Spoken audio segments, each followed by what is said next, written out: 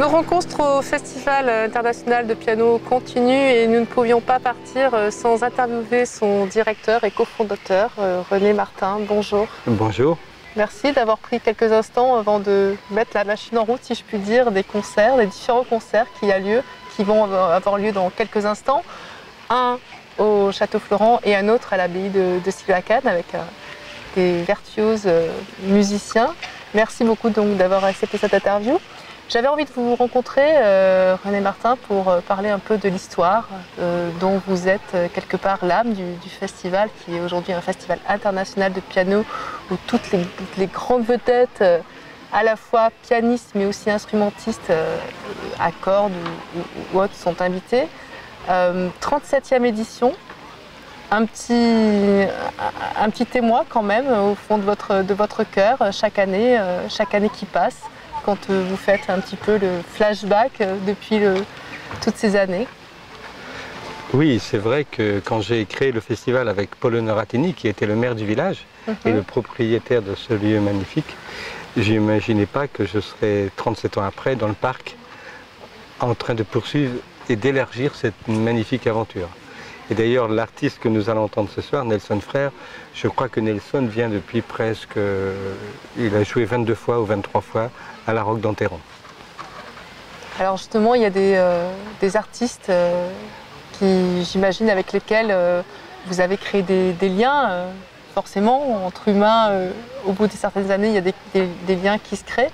Et puis d'autres artistes qui sont des découvertes, qui ont été des découvertes, et qui aujourd'hui parcourent aussi des étoiles montantes. Est-ce que vous avez des exemples à nous citer, par exemple? Eh bien, les deux exemples d'aujourd'hui, Adam Laloum. Oui. Adam Laloum qui fait une carrière absolument magnifique. Adam est venu dans les ensembles en résidence il y a une dizaine d'années. Et Adam était extrêmement jeune, il était à suivre des cours sous les platanes. Et c'est d'ailleurs comme ça que j'ai repéré le talent immense d'Adam Laloum. Ensuite, j'ai produit tous ses disques et ensuite, il est venu très régulièrement et il fait une carrière absolument étonnante.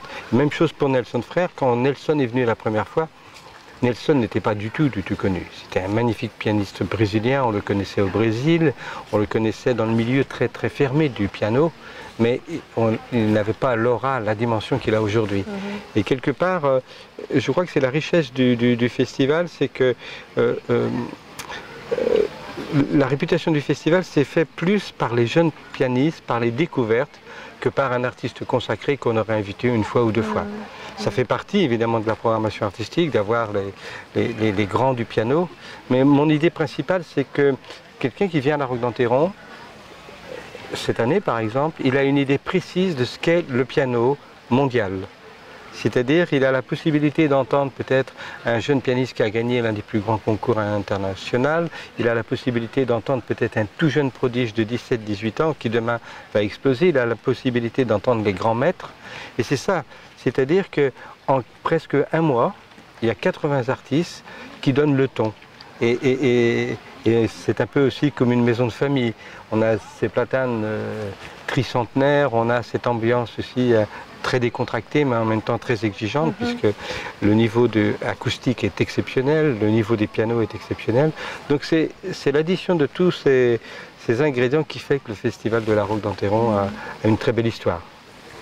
Alors une histoire d'artistes éclectiques et puis un public aussi qui vient. Est-ce que le public est différent selon les concerts? Est-ce que vous avez pu remarquer cela? Parce qu'il y a des concerts à 18h et puis d'autres plus tard dans la soirée. Est-ce qu'on est plus dans la découverte en fin d'après-midi? Oui, et c'est une volonté. Vous savez, ces concerts de 18h sont extrêmement accessibles puisque le prix du billet est 16 €, prix unique. Et vous avez la possibilité d'amener un enfant jusqu'à 18 ans gratuitement. Donc vous pouvez venir en famille, c'est quasiment l'équivalent le prix d'une place de cinéma, 8 €. Et pour moi, c'est très important parce que c'est quelque part la rencontre du public de demain. Et il vient ici, il découvre ce lieu absolument magique, il vient en famille. Et c'est souvent d'ailleurs la rencontre aussi des jeunes virtuoses de demain, parce que quand je parle avec Bertrand Chamaillou, quand je parle avec David Cadouche, David est né à Nice, ses parents l'amenaient, quand il avait 7-8 ans, à la Roque d'Enterron. Et quand je parle avec Bertrand Chamaillou, qui habitait Toulouse, ses parents venaient avec lui à la Roque d'Enterron. Donc il y a des histoires absolument magnifiques qui se sont créées sous les platanes. Alors dans ce programme qui est absolument fabuleux, en riche programmation, il y a combien de concerts? Il y a 80 concerts à peu près, concerts. voilà. Et puis il y a Combien d'artistes? 80 pianistes Oui. et environ 700 artistes, puisque nous avons beaucoup d'orchestres, des orchestres différents qui viennent du monde entier, puisqu'ils viennent de Hong Kong, ils viennent d'Allemagne, ils viennent d'Angleterre, ils viennent de Pologne. Et c'est vrai que je choisis les orchestres en fonction du répertoire aussi. On a aussi une vraie volonté de faire découvrir des jeunes chefs d'orchestre qui sont absolument magnifiques. Donc c'est la rencontre aussi. Hier soir, par exemple, c'était Anne Kefelec. Oui. Anne Kefelec a découvert un jeune chef, Liu Koopman, qui est un chef hongkongais extraordinaire. Et j'invite chaque année Anne Kefelec dans des concertos de Mozart. Et je crois qu'il y a une magie absolument unique. Et d'ailleurs, on a décidé immédiatement de faire des disques avec ce jeune chef. Et puis évidemment de les réinviter l'année prochaine. Et là, ça s'est passé sous les platanes. Et je pense que c'est le début d'une très très belle histoire entre Anne Kefelec et ce jeune chef. Alors on nous a raconté que lors de la première édition, il y a 37 ans donc, la scène était quelque part juste quelques lattes de bois sur cet étang d'eau. Qu'est-ce qui vous a donné envie de créer un festival ici? En fin de compte, j'ai terminé mes études et j'avais été chargé de mission au ministère des Affaires culturelles à Aix-en-Provence. Et ma mission, c'était de réorganiser la vie musicale pendant la période hors festival. Il faut s'imaginer qu'il y a une trentaine d'années, il n'y avait pas de festival au mois d'août. Il y avait Orange, il y avait Aix, c'était le festival de juillet. À partir du 25 juillet, il n'y avait plus rien. Et il y avait une légende qui disait qu'au mois d'août, de toute façon il pleut, c'était impossible d'organiser des manifestations. Et moi, je suis breton, j'habitais en Bretagne, je cherchais un lieu pour créer un festival de piano. Et j'ai eu la chance de rencontrer le maire de La Roque et surtout la chance de rencontrer son parc. Ce lieu.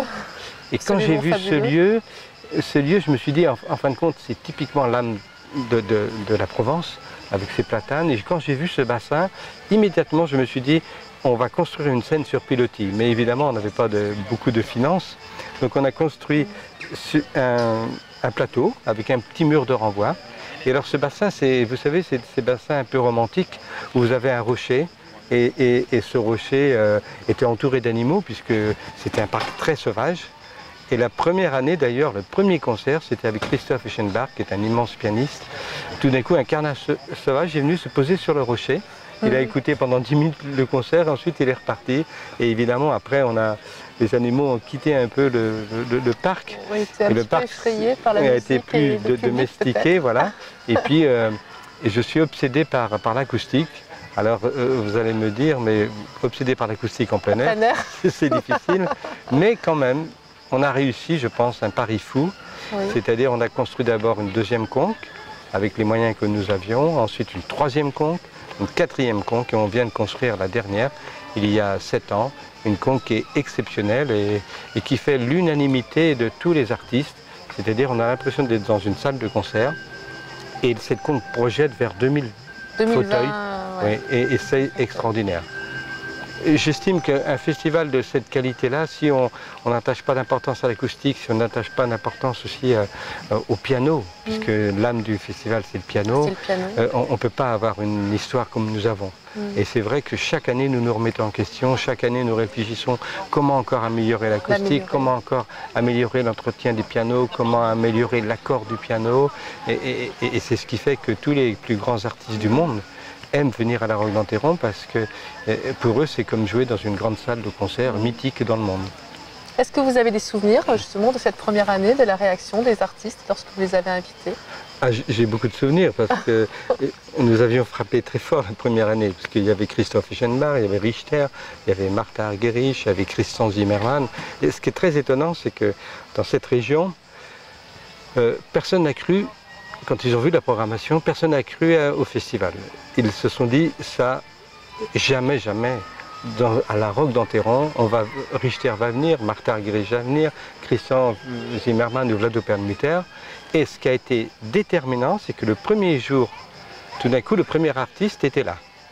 Donc on avait 500-600 personnes, et au fur et à mesure, ils étaient tous là. Et là, la billetterie a explosé en 15 jours, parce que les gens se sont dit, mais puisqu'il est là, ça veut dire que Martha Argerich va être là, ça veut dire que Christian Zimmermann va être là. Et on a eu cette chance aussi, c'est que j'avais invité un tout jeune pianiste qui s'appelait Yuri Egorov, qui était un pianiste inouï, qui malheureusement aujourd'hui n'est plus parmi nous. Et la chance, c'est qu'un journaliste du Monde, un grand journaliste, Jacques Longchamp, spécialiste dans la musique, se dit, tiens, il y a un nouveau festival, je vais aller écouter ce jeune pianiste. Et il a été bouleversé par cet artiste, et le lendemain, on avait comment dirais-je, une première page dans le Monde en disant Yuri Egorov, nouveau Lipati. Et là, le festival aussi, vous voyez, c'est la conjugaison de plein de choses qui a fait que le festival est né extrêmement vite et a eu une réputation extrêmement vite. Alors, le festival est à la rue d'Anteron, mais pas que, puisque depuis quelques années, justement, vous avez eu cette volonté de le mettre ce qu'on appelle hors les murs, donc il est dans plusieurs communes. Vous pouvez nous expliquer un petit peu cette démarche? C'est qu'au fond, au fur et à mesure, le Conseil général des Bouches-du-Rhône nous a aidés et puis a été frappé par la réputation du festival. Et c'est vrai qu'on a beaucoup de petits villages voisins qui peuvent avoir des équipements. Par exemple, Rognes a une très belle carrière, mais c'est un lieu minéral. Et cette carrière, je la trouve magnifique et correspond bien aussi à l'esprit du festival, qui est un festival de nature. Hein, quasiment dans tous les lieux où nous sommes, à part le Grand Théâtre à Aix-en-Provence, mais ça c'est pour les pianistes qui ne veulent pas jouer dans la nature, nous sommes toujours en plein air. Et donc, on a au fur et à mesure été aider des petits villages aussi à avoir des belles séries de concerts. Et puis ça fait partie maintenant un peu de notre histoire. C'est-à-dire tous les villages voisins, Lambesc, ça peut être à Rognes, ça peut être aussi à Aix, mais plutôt dans le musée Granet, qui est une petite cour fermée. Et là, nous avons des concerts absolument magnifiques avec des thématiques aussi très particulières. Par exemple, à Aix-en-Provence, dans le musée Granet, c'est toutes les relations entre la musique et la peinture. Quand nous sommes plutôt sur le parvis de l'église de Lambesc, c'est plutôt la musique de chambre. Quand nous pouvons être à l'intérieur de l'église aussi pour défendre tout ce répertoire avec l'orgue, avec le clavecin. Et donc chaque lieu a une politique artistique différente et contribue aussi au rayonnement du festival de piano, qui est aujourd'hui plutôt un festival de clavier. Parce que quand on parle du piano, c'est le piano, mais du XXe siècle. Hein. Au XIXe siècle, vous aviez ce qu'on appelait le piano forte. Avant le piano forte, vous aviez le clavecin. Et avant le clavecin, vous aviez aussi l'épinette, où vous aviez les orgues. Et donc maintenant, on rassemble tous ces instruments à clavier sous le titre piano dans le cadre du festival. Avec des instruments à cordes aussi? Avec des instruments à cordes aussi, puisque le piano, c'est une des forces du festival, c'est que c'est le piano qui a la plus grande littérature. Oui. Aucun autre instrument a autant de partitions écrites depuis la Renaissance jusqu'à nos jours. Donc, mais le piano c'est en solo, mais c'est le piano en musique de chambre aussi, beaucoup. Un violoniste, il a besoin du piano, un violoncelliste a besoin du piano, un quatuor pour faire des grands quintettes. Et évidemment, vous avez les concertos, donc le piano est toujours la clé de voûte de beaucoup de répertoires de musique. Et c'est pour ça j'ai créé l'académie et les ensembles en résidence il y a 25 ans. Et là, l'idée, c'était pas de créer une académie où les jeunes viennent, règlent, s'inscrivent. C'était au contraire de faire une sélection draconienne sur les jeunes musiciens, leur donner la possibilité de rencontrer tous les plus grands professeurs. On les héberge et puis là, de les aider ensuite. Il y a des choses qui se passent après. Voilà, et c'est vrai que tous les grands artistes d'aujourd'hui, Renaud Capuçon, Nicolas Angeli, Shadan Laloum, tous sont venus dans le cadre des ensembles de résidence. Et comme j'organise, moi, 1500 concerts dans le monde, puisque j'ai les folles journées à Nantes, j'ai les folles journées à Tokyo, à Varsovie, donc toute cette richesse musicale qui naît dans le parc, je les aide évidemment à se produire ailleurs. Est-ce que vous avez peut-être une question un peu plus personnelle, René Martin? Est-ce que vous avez un répertoire qui vous résonne plus particulièrement que d'autres Au fond, non, j'aime le piano, j'aime aussi bien les variations Goldberg de Bach, mais j'aime beaucoup la musique de Philippe Glass quand c'est Bruce Brubaker qui joue. J'aime la musique de Bartók, j'aime la musique de Beethoven. Non, en fin de compte, je choisis les interprètes pour tel type de répertoire. Et c'est vrai qu'il y a une telle richesse dans tous ces répertoires.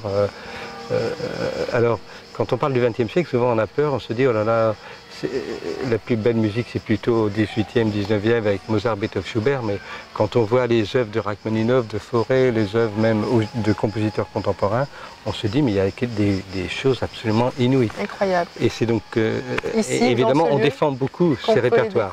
Voilà. Ouais. En tout cas, nul doute, vous êtes sans doute un grand passionné pour mener ce bateau à bien. Oui, et puis quelque part, c'est un peu ma résidence d'été aussi. C'est agréable. J'adore venir à la Roque d'Enterron, j'y attache beaucoup d'importance. J'ai créé beaucoup d'autres festivals, beaucoup d'autres grands événements, mais c'est le premier, je dirais, c'est mon premier enfant. Là. J'avais 22-23 ans, je crée ce festival et j'y attache. Chaque été, je viens passer 1 mois et demi, 2 mois. Je rencontre les équipes de bénévoles. On est amis. Je suis ami avec Michel Honoratini, Jean-Pierre Honoratini, toute l'équipe du festival. Et c'est vrai que c'est une belle aventure collective. Merci beaucoup René Martin. Merci beaucoup. Merci. Merci.